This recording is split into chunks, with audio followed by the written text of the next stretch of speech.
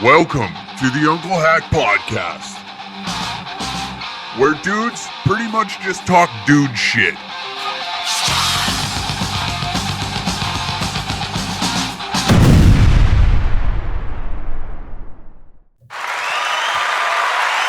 Oh, yeah. We wish you a Merry Christmas. We wish you... It's over. It is over. Ladies and gentlemen, are we happy about that? Are we upset? What are we feeling? Tell you what I'm feeling. Some stand-up dates. Hey! Upcoming date. Oh, Jesus. December 29th in Red Deer, Alberta. Sold out. Can't get that. December 31st. Banff, Alberta. A little pregame with the Cats. Showtime 7:30. Head on out. January 1st. Calgary, Alberta. Early show. Sold out. Late show. Just added. Be sure to get your tickets today. January 20th, we are in Slave Lake, Alberta. January 25th, Kindersley, Saskatchewan. January 26th, Saskatoon, Saskatchewan. January 27th, Moose Jaw, Saskatchewan. February 4th, Edmonton, Alberta. February 9th and 10th, we are in Thunder Bay. February 16th and 17th, Niagara Falls. February 22nd in Fredericton. February 23rd and 24th, St. John, New Brunswick. February 25th, Halifax, Nova Scotia. February 29th to March 2nd in Winnipeg. March 16th, Drumheller, Alberta. March 24th, Vancouver, British Columbia. March 29th to the 31st in Ottawa. April 11th, Hinton, Alberta. April 12th, Rocky Mountain House. April 13th, Drayton Valley. Tickets at dangercatsshop.com. Be sure to grab those little suckers today. Shows are selling out. It's crazy, you know. It's crazy. What's going on? Christmas time. A little late addition to your Christmas stocking. You know, get some tickets. I don't know. Whatever you celebrate. Who cares anymore? You know, the holidays are just... They in your adulthood, they become a stressful time. I believe after like the age of 23, once you move out of your parents' house, that's when the stress of Christmas and holiday seasons, because you got to juggle plans, you got to figure things out. You may have a significant other, and it's like, do we go here? Do we go there? You know, the tension starts to rise every day. You get a little closer to it, you know? I know there's like families out there. You get these families and it's like tradition. Like, oh, we got to do this. But when you add more people into the fold, you know, you bring kids into the mix, it starts to fester a little bit, doesn't it? Do you feel that? Any sane man, I know I've probably talked about this in a number of podcasts in the past. If like any sane man that goes through Christmas time with his family knows, like, the gun cabinet is always just a few too many drinks away. You know, you start looking at it and be like, you better change the fucking lock combination on that. And then some of the Americans that listen to this and be like, you guys put your guns in a locked safe? Huh? What are you guys, gay or something? What are you guys up there fucking sucking each other off? Your guns in a fucking safe? What are you doing? Didn't know Canadians were gay. Yeah, we have to do that up here. And then you got to get the wife to fucking change the lock combination on it. So that way, you know, you just might have a few too many and it's one argument. And, you know, it's two Christmas dinners. The only thing that's saving you at this point is like the overeating and the, you know, your body going into overdrive, trying to break the food down. So it's just like you can feel all the blood leave your head and you get woozy. You're falling asleep everywhere. That or you're too drunk and you're passing out in recliners at relatives' houses, you know. It's the only thing saving the glue in the family. The glue of the holiday season is liquor. That's what keeps everything together, is the liquor, I think. The booze. The booze is what keeps the family together, you know, is being able to get up at, you know, whatever time I guess it depends on how old your children are and how excited they are about Santa. You know, some of them are up at the ass crack of dawn, and you may have just put the save yourself. You might have some kids listening to this podcast there. Hack, what are you doing? This is a children's podcast. You almost blew the cover of a good man that travels to house and puts gifts underneath the Christmas tree for these goddamn kids. You know, Santa probably just, you're just having your last nightcap, and the kids are going to be up in about 2 hours because Santa came around, right? And it's the only appropriate time of the year where you can start drinking the moment you wake up, and nobody really kind of, you do a little Baileys and coffee. You can sneak liquor in places where it's kind of acceptable, Cracking a beer is a bit much, you can crack a fucking beer that early, but it's like, I don't know about that. But you put a little snort of fucking Baileys in your coffee, and then everybody kind of respects you a little. That's the difference of that is you put a little snort of Baileys in the coffee, and they're like, oh, nice, he's having a little Baileys and coffee. But if you were to crack a Budweiser, they'd be like, woof, this early? You're into the beers this early? We're not even into, double digits in the AM. What are you doing here? And that's the trouble. There's weird rules that, not even rules, almost like they're unwritten rules that you got to abide by. And it's a lot of tiptoeing around and trying to figure it out as you get older. And you young guys, I'm telling you, enjoy it while you can. Christmas when you're a young chap is a nice time. It's a beautiful time. You're gathering with your family, your friends. You're not quite in the deep, dark secrets of the family. You don't really know all the tension between everybody. You're an oblivious young lad. So you just show up and you're a giddy young fucking dumbass. You're enjoyable to be around is what it is. And that innocence will start to leave the more you understand of like how the more you start to understand the family dynamic and how everything is structured and who's hates who and however it all pans out, right? When you're a young chap, you're not quite privy to this information. So just showing up and getting drunk is really the only thing that you have to do.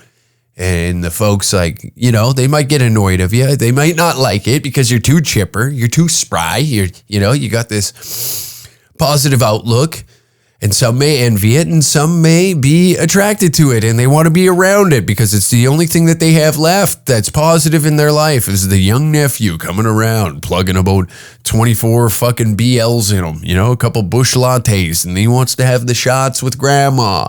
He's Jimmy Fun. But as you get older, it goes away. Once you have children, you maybe a wife, girlfriend, whatever it is, whatever it is.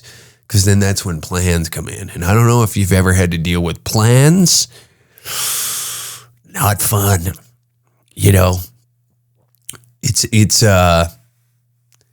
It's not exactly a dude way to live is by plans, It's just, I think I'm a dude through and through because I start to get a little stressed when plans come around.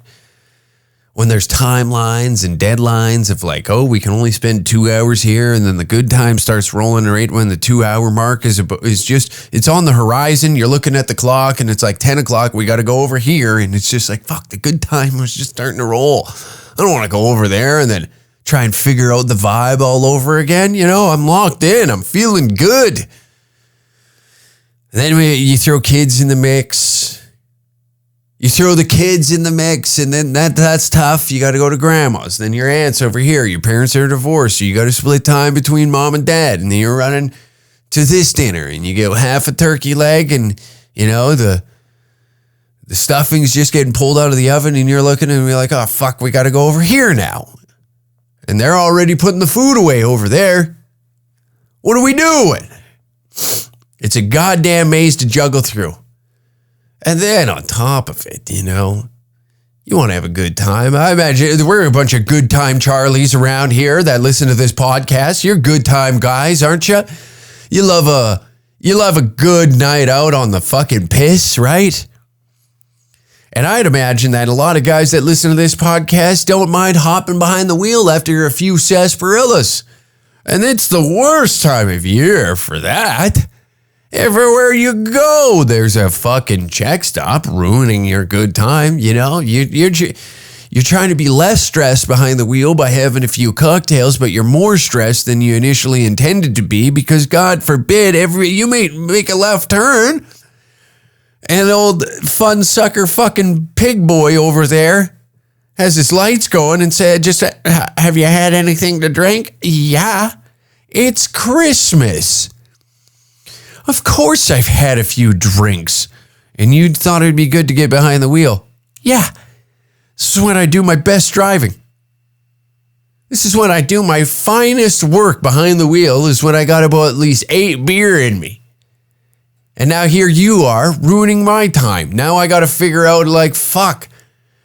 Car's getting towed. This is the only one we got. Wife's going to be a little pissed. Thank God the kids aren't with me, because that wouldn't be a good look. You know, there goes my job. Thanks for ruining my life because I was trying to have a good time on Christmas. And I know you're probably thinking, like, Hack, are you endorsing drinking and driving on this podcast? Oh, no. I'm not endorsing it. I'm just saying sometimes you get caught up and you got places to be, you know? And when you're on a time crunch, like I just fucking ran through all that scheduling that you got to do, and then the only way to ease the pain of all that scheduling as a dude is to have a few drinks to drop the stress, and then you got to go to the next location, and the stress arises because here we are, you know, here we are, old DUI fucking Don over here has to be fucking sucking the fun out of everything. You know, these fucking guys. And speaking of which, this is how the holiday season started. Woman pleads guilty after plowing into DUI sign while drunk driving in California. See, if they didn't have the fucking sign there, we wouldn't be seeing this article. And I know it's a wild thing to blame a DUI sign, but it is quite... honestly, the only take that you could have here is like, why would you put that sign up? The lady was just trying to enjoy the holiday season, and then you got to put a new obstacle. She's probably drove that road so many goddamn times she could do it blindfolded. And here you go and ruin her Christmas by putting a new obstacle that she wasn't quite ready for, all right? A drunk driver in California smashed into a sign warning that police were on the hunt for anybody driving under the influence and was promptly arrested. Clarissa Hernandez pleaded guilty Wednesday to a misdemeanor charges and was sentenced to 3 years probation. Citing court records, Hernandez had drunk a pint of tequila before she plowed into an electronic signboard in Palm Springs in August, according to police. Oh, this isn't even in the holiday season. See, I was... year-round, they're fucking with you. Hernandez nearly collided with a group of pedestrians leaving the theater before colliding with the signboard. Her eyes were bloodshot, red, and watery, and her speech was slurred. She swayed forward and back continuously. A Palm Springs Police Department officer identified as Ajay Valdiva wrote in a report. Officers manning the DUI checkpoint a few steps away rushed over to the mangled Land Rover as Hernandez staggered free. Holy shit. Talk about shooting yourself in the foot. Clarissa's over here making us all look bad, you know. Already in a deficit as a female driver, and then you throw a pint of fucking tequila in her, and my God. You know, what are you doing, lady? I'm switching up on him.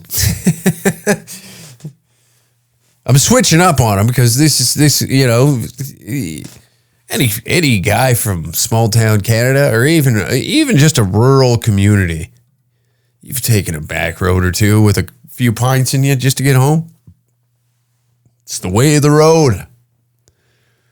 I'd be a goddamn liar, and I'm not proud of it. I'm not going to sit here and say I'm proud of it, but yes, it's happened. I'm not going to sit here and say I'm proud about these moments in my life. But there ain't no Uber down there in southern Alberta, you know? There ain't no Uber in rural Alabama. It is funny. Have you ever seen that video of Where was it? I'll see if I can. Video.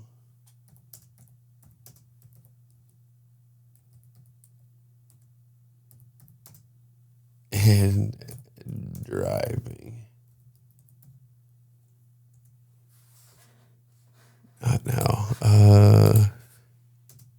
I think it was in California where they are talking about how pissed they are. Here we go.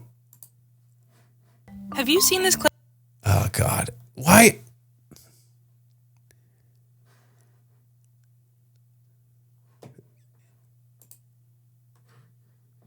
To restrict drinking and driving here is viewed by some as downright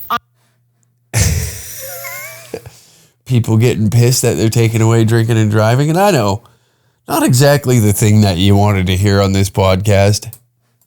To restrict drinking and driving here is viewed by some as downright undemocratic. It's kind of getting communist when a fella can't put in a hard day's work, put in 11, 12 hours a day, and then get in your truck and at least drink 1 or 2 beers. They're making it laws.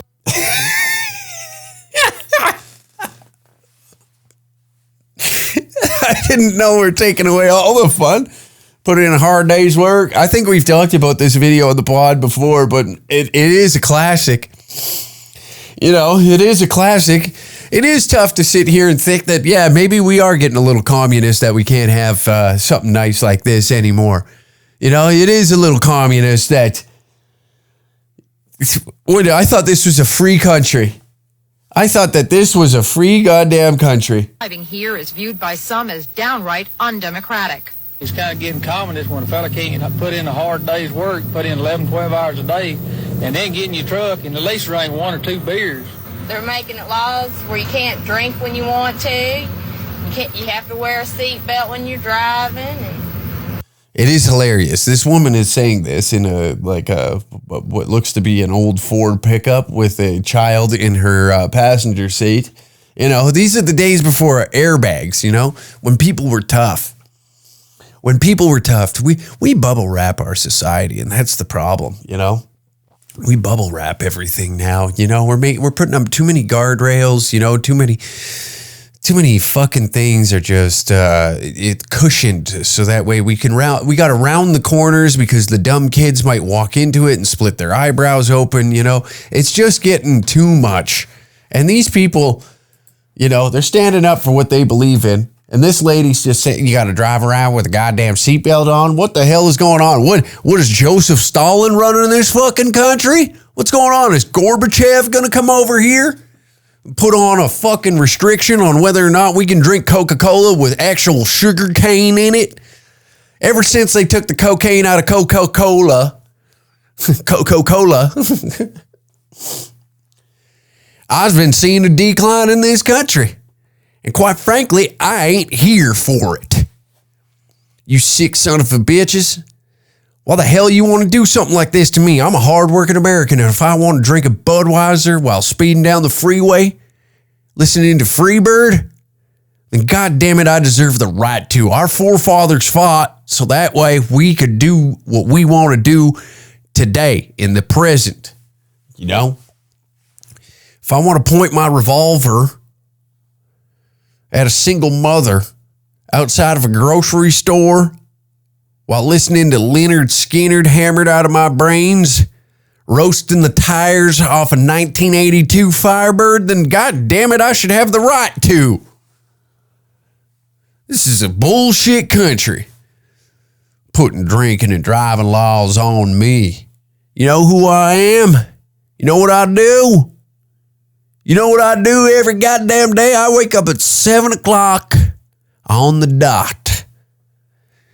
On the dot.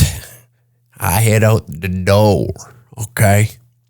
I head out the goddamn door, and I drive my fucking 1982 Firebird down to the Chevy factory, and I press parts all day long. I'm standing there sweating. The fucking machines are producing a heat only the devil himself can understand. A hot breath of just steaming, piping air hits me every 32 seconds on the dot when the release of that press comes, and I gotta grab that hot steaming metal, slide it onto a conveyor belt where it goes to the next guy to drill holes. And I do that for 8 to 9 hours a day. And God damn it, if I want to stop at a 7-Eleven on the way home and grab a tall boy, a Budweiser, the king of beers, then God damn it, I deserve it. This is amazing. I wonder what she's up to now. 2 beers. They're making it laws where you can't drink when you want to. You have to wear a seatbelt when you're driving. And pretty soon we're going to be communist country.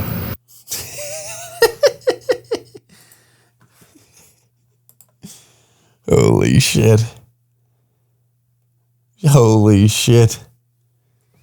And guess what? You guys are a communist country, because listen to this. Back to the article. Woman pleads guilty after plowing into a DUI sign. She was angry, argumentative, and hostile, the officer wrote, adding that when questioned, Hernandez said she had polished off her tequila just 10 minutes before the crash. Hernandez also walked away at one point and swung her hand at an officer who tried to stop her from leaving. Hernandez, 27, who is from Texas, admitted one misdemeanor. You know, I don't know what. Boozing and driving in Texas is just like, they are fucking hoorah about that down there. They are hoorah about that down there. It's drinking and driving in Texas is just like, they shrug their shoulder. Everybody you talk to down there has a fucking DUI. Because they're like, yeah, I'd love to come to Canada. And it came to the point where I was talking like, yeah, you want to come up? Do you got any charges? They're like, yeah, I got driving under the influence. Well, you can't come. They're like, what? It's like, yeah, you can't come to Canada. What the hell you mean I can't come to Canada? Well, we got like strict laws about drinking and driving. And because you have that charge on you, you can't come to Canada. Are you fucking kidding me? They get mad about it. Are you fucking kidding me? It's like, I didn't write the law. You're telling me I can't come to your shithole country? And it's like, okay, yeah, you got me there. Your dumb country up there because I got a driving under the influence. It's like everybody in the state has that. It's like, that's insane. You know, like you work in the oil patch long enough. You've met a ton of guys that do have DUIs underneath your belt, and it becomes kind of like normal, but nobody gets mad about it. They understand the consequences. That's the difference between dudes that you've met in a blue collar industry, right? They understand. They're like, yeah, I fucked up. I know I fucked up. I can't go to the States anymore because I was drinking and driving. You know, they don't want me down there because I'm a little dangerous behind the wheel, and the liquor gets a hold of me, and I just got places to be and shit to do. Well, at least I think I do in that moment, and that's just the way it goes.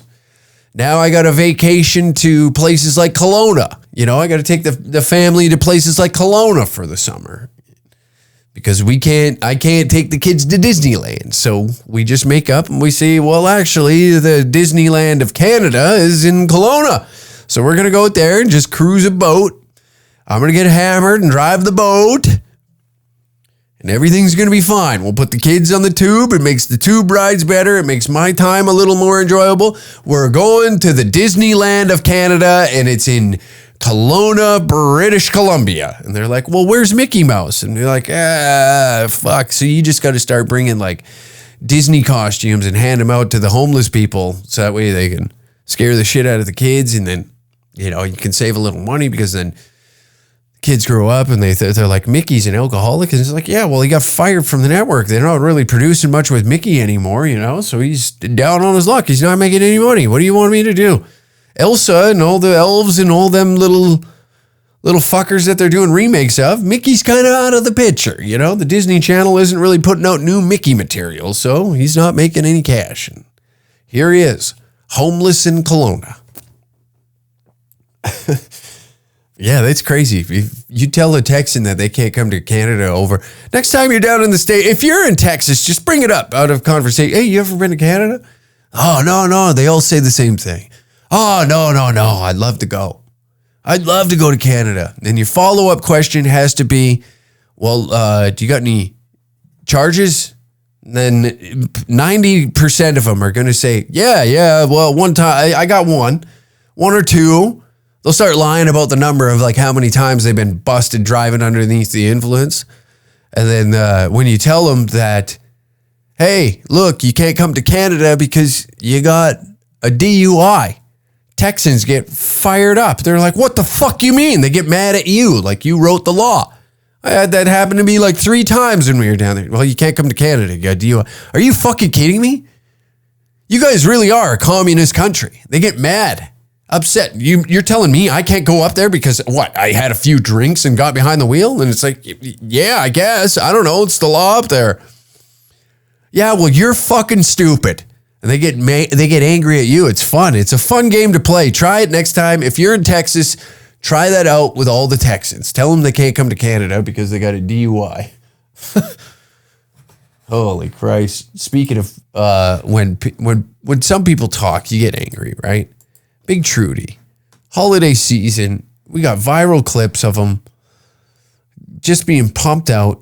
He's quite the character these days. He's kind of just fucking talking out of his ass at this point, and it's becoming fun. We got 2 things to talk about. And I know it's like, oh, maybe we won't make this political, but I throw curveballs at you guys because I want to keep you on your toes when you come to this podcast. You're like, oh, finally, it's not political anymore. And then all of a sudden I see a clip and I'm like, we're getting political. You know, it's like Dad at Christmas dinner. And that one aunt from the big city comes out and she wants to start throwing like medical statistics off of global news at him. And he's just spent 2 years in the gulag, 2 years in lockdown, talking about, how fucked up a lot of this shit is. He's getting his news from alternate sources, that isn't mainstream. So those two get battling at the Christmas dinner table. And we all agreed that we weren't going to get political, but somebody's always, you have a disdain for this person because they come down either side, left or right. It doesn't matter. One of them's going to crack it off by saying something, ignorant to the other one to really fire this all up again. And Christmas is back. Everybody's happy again because we finally got some entertainment that doesn't revolve sitting around the TV.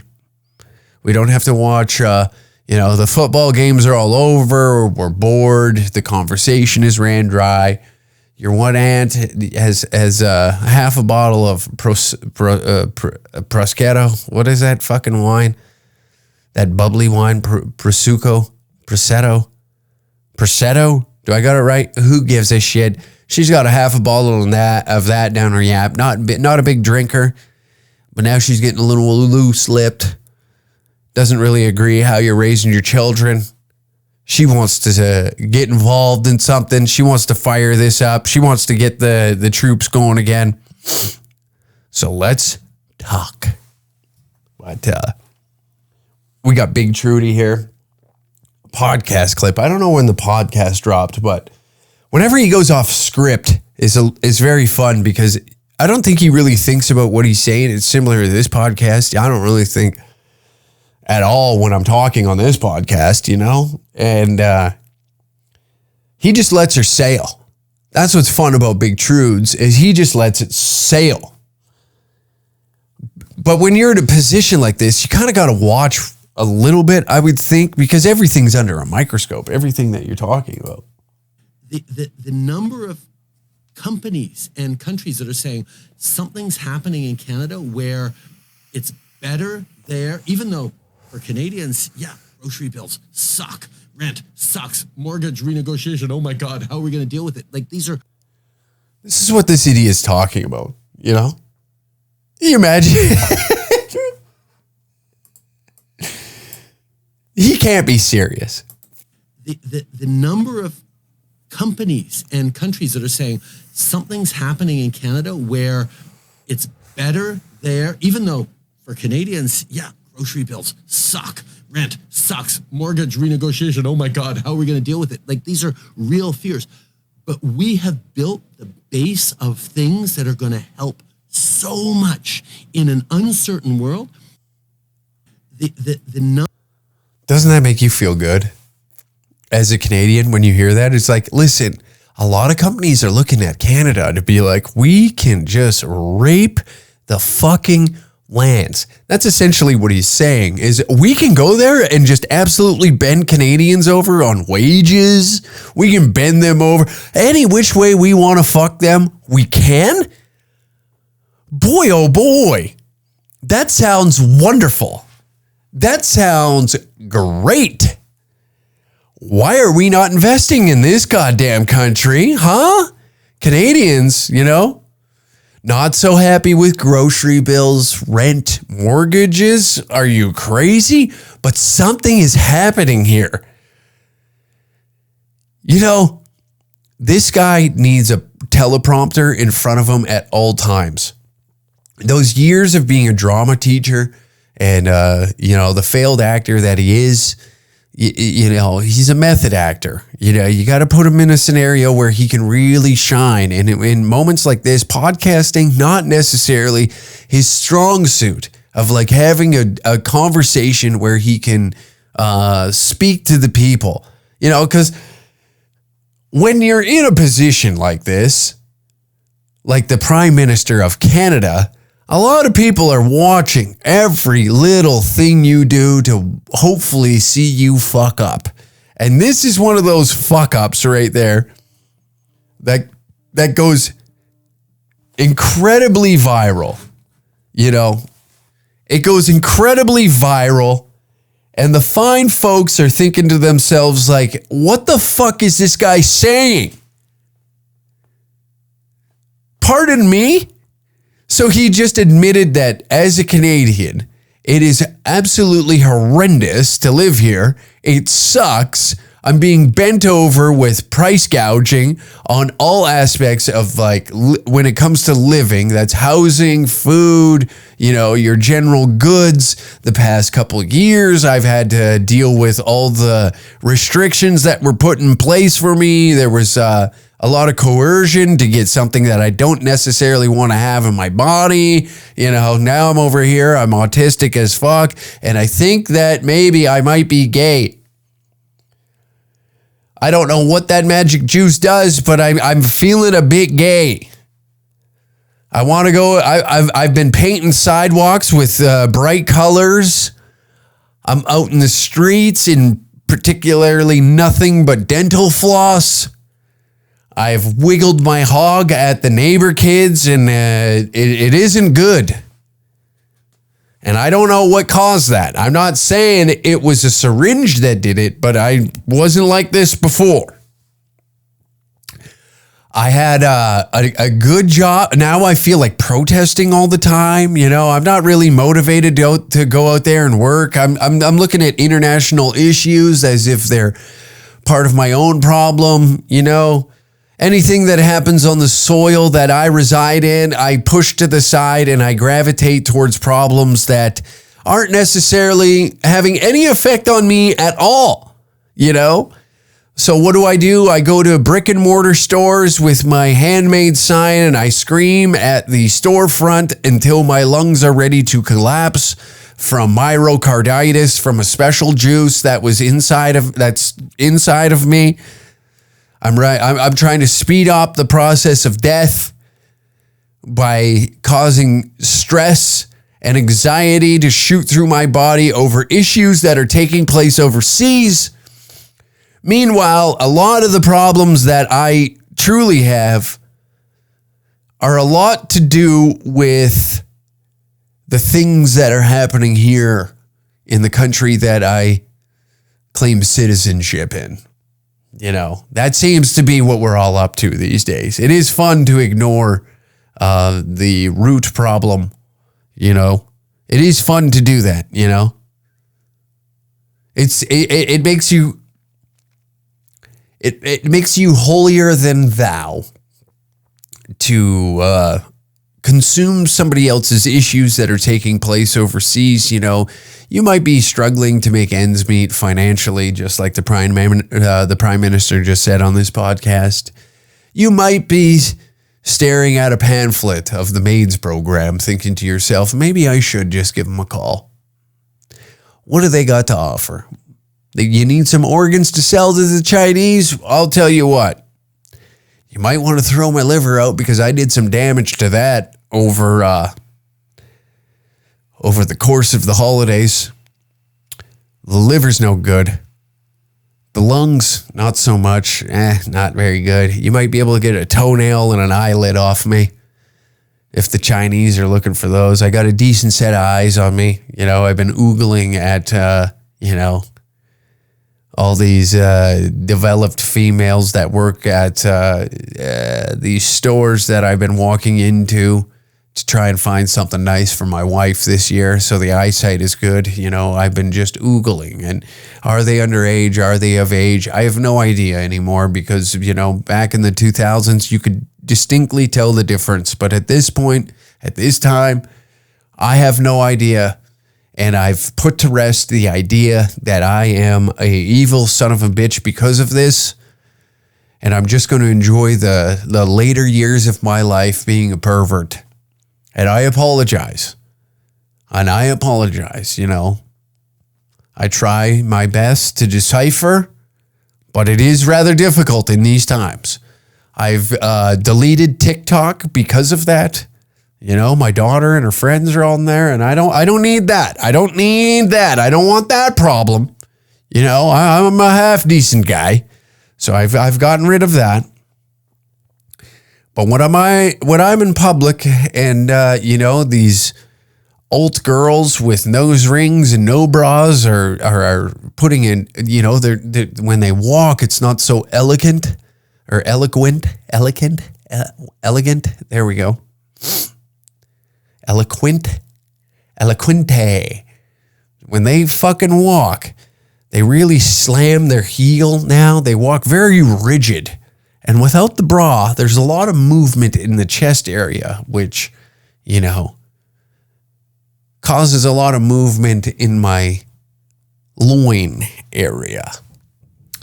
And it's difficult as a elder gentleman, and I'm speaking on the behalf of a lot of these older gents that spent a majority of their lives working in industries where women weren't allowed to work in, and now all of a sudden we're in a new time, we're in a new era where the ladies can walk around with their tits out, and you want everybody to act normal and just, hey, those are tits, that's fine. But then now we're doing the whole braless thing, and the girls are like walking like they're, you know, like they're about to, they're marching in Munich, for Christ's sakes. Very heavy on the fucking heel, which causes a lot of recoil upstairs. And it sends some guys into a stratosphere fucking of sexuality that they've never experienced before. So we're navigating a lot of new waters here. How did I end up on this topic? I have no idea. But all I'm saying is we're struggling financially and it's hurting us all. And when we go out in public, we're finding things to just garner some sort of entertainment now because we can't afford the entertainment. As Mr. Trudeau just said, as Mr. Trudeau, the man right behind me here, which you can get the official T-shirt of Mr. Blackface himself at dangercatshop.com. I believe we're one of the few people that will put our face and not hide the fact that we support any man that wants to do blackface, and not only once but numerous times. And one of the greatest moments in Canadian history can be yours on a T-shirt at dangercatshop.com. But what I'm saying is Mr. Trudeau here is saying that it is difficult. We have no money. We have no money in our wallets. We have nowhere to go, nowhere to run, nowhere to be. So we gotta find entertainment in our own ways, and we gotta do it in different capacities, in different forms. So maybe protesting for issues that you don't necessarily care about, but it's virtuous. You get a feel good about it. Everybody's kind of on board. It's an easy one to kind of jump on, you know. A lot of people will be like, yeah, I didn't know you were so passionate about this. And it's like, I'm not. I just want to look like I'm a good person. You know, because I hate to say it, but I used to sell I used to sell my sister's panties online to pedophiles. And I'm just trying to recoup and feel better about myself about doing that in the past, you know? And by doing so, what I'm doing now is I go out in public and I color on a goddamn piece of cardboard that I got from the dollar store with some markers, and I put something like from the river to the sea. I'm a good person, believe me.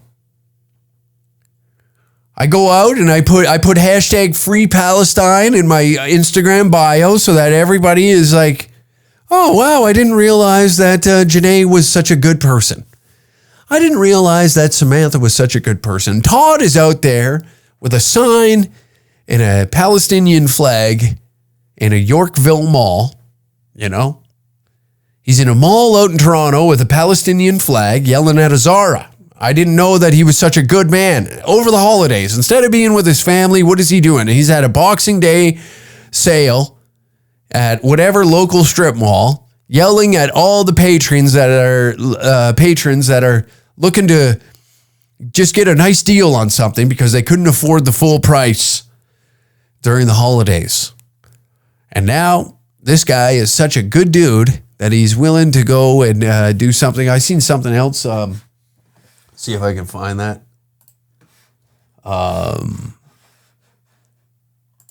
There was a bunch of other people. It was at the JFK airport. And these folks, you know, what were they doing? They're out there just yelling at folks just trying to fly. You know, they're just screaming and yelling. Like another example. Let's see if we can find it. I imagine it'll be, yeah, here we go.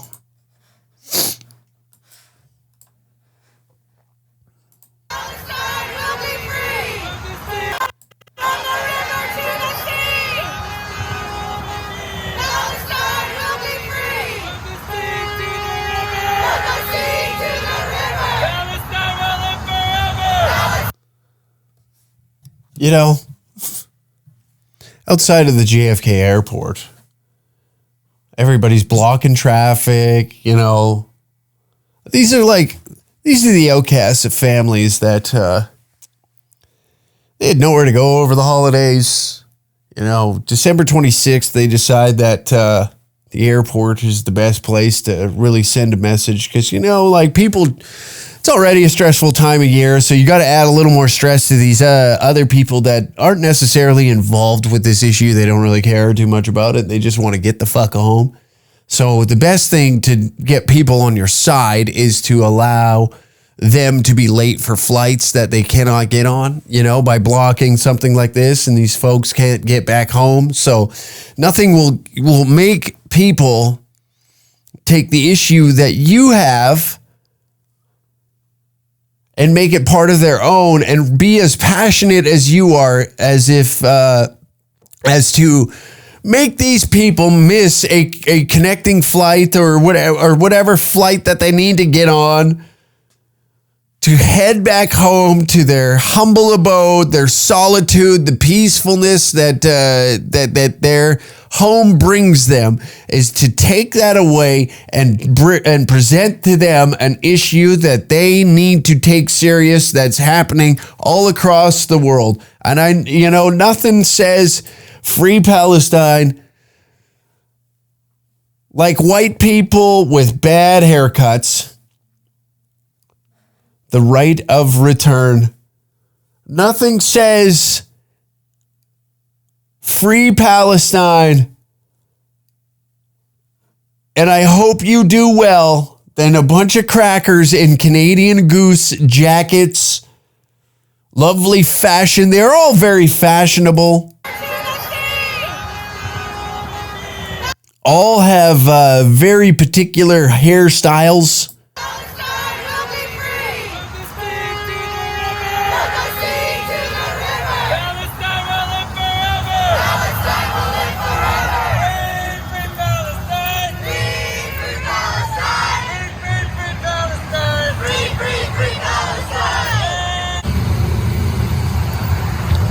This is fun. We're building a world-class gateway at the Kennedy International Airport. And here we have a nice shot of like 18 people blocking a road to get to their departing flights. The fine folks are doing a wonderful job. I'm surprised in America none of these people have been shot. You know, in a place like, I guess, where is JFK Airport? Is that in Denver? Oh, it's in New York. This all makes sense, you know. Nothing like putting people on their heels, and you know, like another fine issue that we need to take serious here is Canada is ahead of the game. It's ahead of the game when it comes to being progressive and having everybody on our team on how we think, how we feel. Get this fucking. Somebody sent me an ad blocker, and I need to take that up. Tampons are now offered in Canadian Parliament men's bathrooms under Trudeau's new policy. Let's listen to his Christmas message together. Moments and meals with loved ones. Merry Christmas, Canada. 'Tis the season to gather with friends and family, This to is share beautiful. moments and meals with loved ones, and to give thanks for the blessing. It is funny because the contrast between the last podcast clip that we played and it's like share meals that you've got from a food bank, you know, in housing that is, you know, in a tent in a, you know, very urban area of the city that you can seclude yourself just enough to where the police won't disturb you and the public is just away from you. And allow yourself to enjoy the family, the closeness, seeing that it is freezing temperatures, so you are going to have to be close for the body warmth to warm you this holiday season. Things in our lives. For Christians, it's also a time to celebrate the birth of Christ and the values he embodied. Values like compassion, kindness, and hope. And while the story of You see the difference here? This is what I mean. He has to have a script in front of him so that way it doesn't, you know, he's able to juice this up a little. This clip is much better than the podcast one because the podcast one, he's just off script. He's saying whatever. Right here, he's got a nice teleprompter in front of him.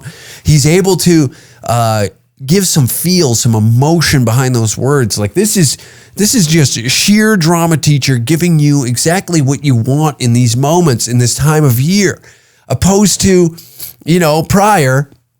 Off script, he's all over the place. Canada is a wonderful place for business, even though, and then he's just singly shooting off one of his toes when he's off script. When he's on script, this is great. Look at the emotion behind this. values he embodied. Values like compassion, kindness, and hope. The tone, the delivery, it's all there. That's the leader we need right now, is somebody who can embody the passion behind the script that's given to him. And it's a damn shame no one sees this. The work that he puts in to pretend like he gives a shit, you know? And while the story of Christ is being celebrated by Christians tonight, these values are universal.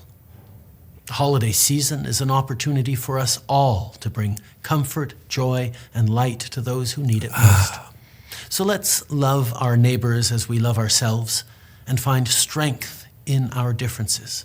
Let's give back and extend a helping hand to those who've fallen on hard times.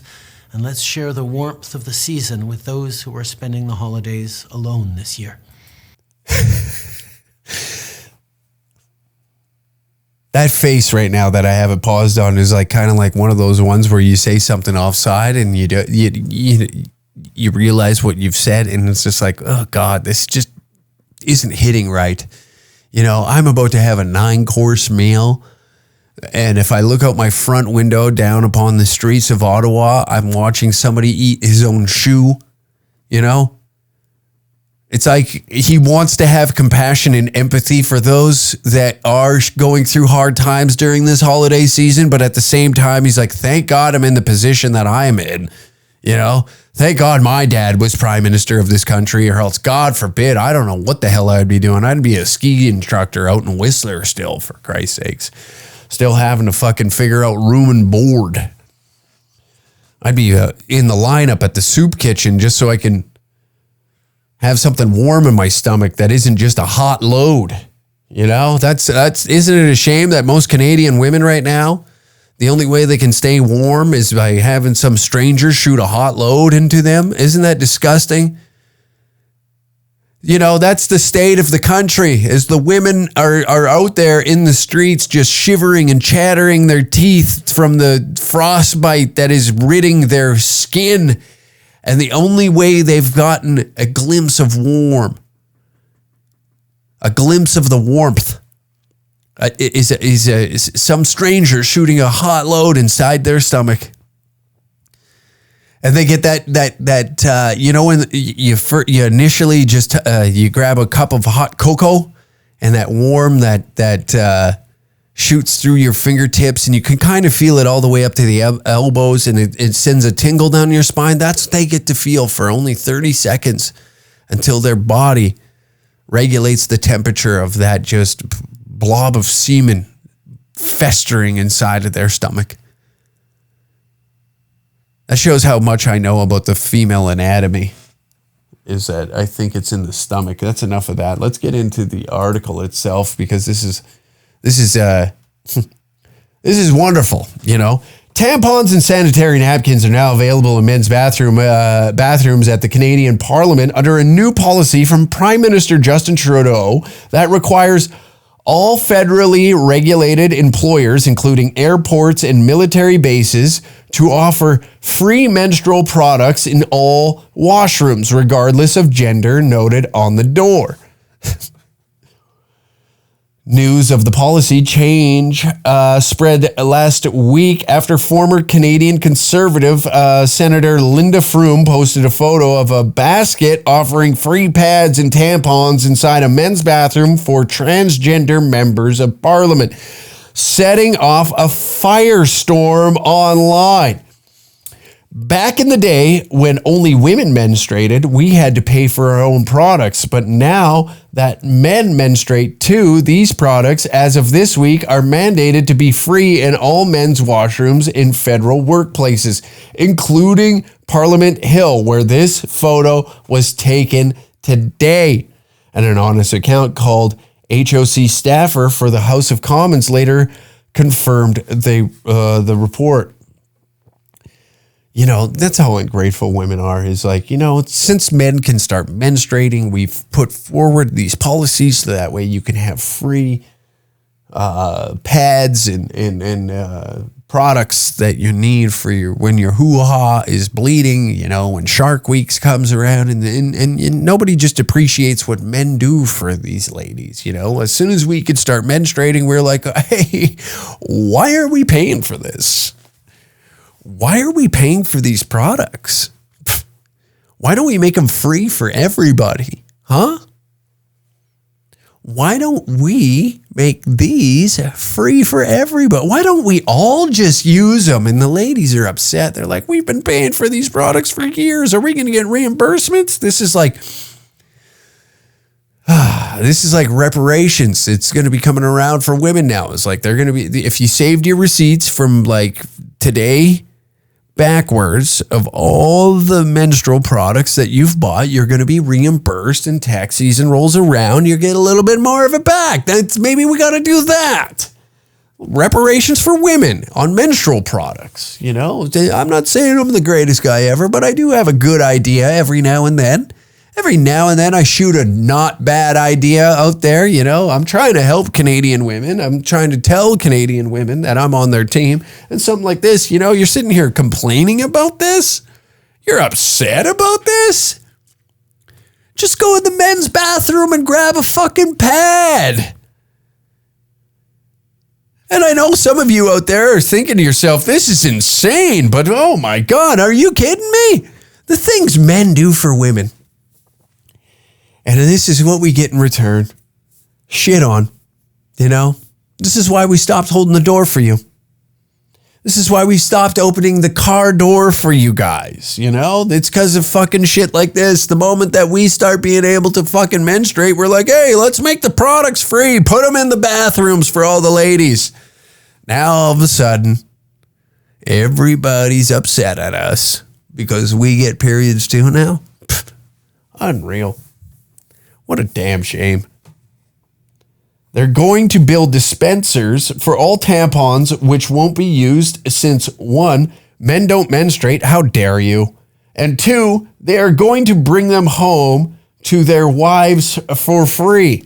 Again, back to opening up. This is why we don't open up the car door. You know, if they're going to put them in there, hey, babe, fuck, honey, look at this. No more buying pads anymore. You're not going to believe it. They put them in the men's washroom, and I figured I'd bring about 60 of these little suckers home for you. That's a good husband right there. That is a good husband. And nobody wants to say that. Nobody wants to say that. I'll say that out loud. That's a good man right there. That's a good man that's doing that. Under the change to the Canadian Labour Code, which was originally announced in May, but finally went into effect on December 15th, menstrual products must be in toilet rooms regardless of the marked genders. This means that every female identified, male identified, and all gender toilet rooms will have to have menstrual products. The regulations posted on Canada's Employment and Social Development website. Unrestricted access to menstrual products better protects menstruating employees and makes sure that they feel safe to use the toilet room that best reflects their gender. Boy, Canada is just so ahead of the game, aren't they? It is up to each employer to find the funding necessary to purchase these products and disposal containers. In a statement, Trudeau's government said that providing employees with access to menstrual products supports better health outcomes and workplace productivity while reducing the stigma that often associated with menstruation. What an insane time we live in, you know? What an insane time that we live in. This is what's more important in Canadian Parliament than, allowing Canadians to thrive financially to the point where, this is like a pizza party for employees of a company. It's just, you guys worked so hard. The company made $100 billion this year. So on December 20th, before you guys work through the holidays, we're going to have a pizza party. Little Caesars pizza, okay? Not the good stuff that, that homemade joint that's down the block that you guys all love. No, Little Caesars.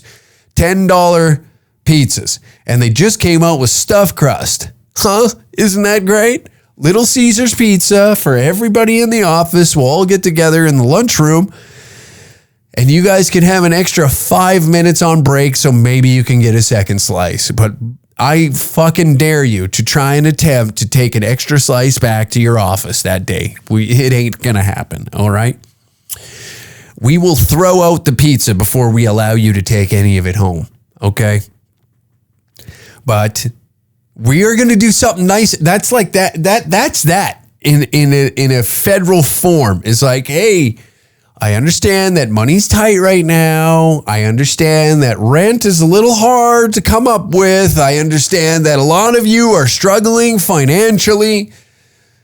You don't know whether or not you're going to be able to keep your home. We don't know whether or not you're going to be able to, get through this next pay period. You either got to choose that, do I want my lights to stay on or do I want to starve? Those are the two decisions that you have to make. But right now, what's more important is letting federal employees know that whether you have a cock or a pussy, that we care that you're menstruating right now. If you cut your cock off and shove a tomato paste popsicle up your twat so that way you can replicate menstruating, we got you covered. We got a pod here for you that you can shove up there and it'll take it all away. You can feel like the woman you were meant to be. despite looking like a linebacker for the Edmonton Eskimos, you know, despite looking like you are a tight end. And I'm not saying that you don't have a tight end, you know what I mean? Like you're a fucking defensive tackle for the Oakland Raiders. You know, you got shoulders on you like a goddamn grizzly bear. But goddamn it, do you look good in an evening gown? You can barely tell that your shoulders are as wide as an F-350 in that sundress. And we're here to let you know that we care that you're menstruating as well. Welcome to Canada. Welcome to Canada. So if you do have a DUI down in Texas, that's what you're coming into. So you're welcome. You should thank yourself and pat yourself on the back that you don't even get the option to come up here. Don't get mad at us over the fact that you were drinking and driving, you know, or the fact that you got caught and you don't get to come to Canada no more. You don't get to get mad at us, all right? But what you do get to have is the feeling of knowing that you don't have to deal with that. So you're welcome. Be thankful this holiday season. And we'll see you New Year's. New Year's Day, New Year's Eve, we're in Banff. New Year's Day, we're in Calgary. Tickets at dangercatshop.com. And if you would like an extra episode and you want to support the show, head on over to patreon.com/dangercat69. The link is down in the bio. It's a way to support the show, all the things that I got going on here. I'm trying to, you know, it's the holiday season. We're getting back in order. By the new year, we will have this all up and running. It'll be great. It'll be grand. It'll be beautiful. But yes, a great way to support the show is head patreon.com/dangercat69. You get this episode that you were just listening to earlier than everybody else.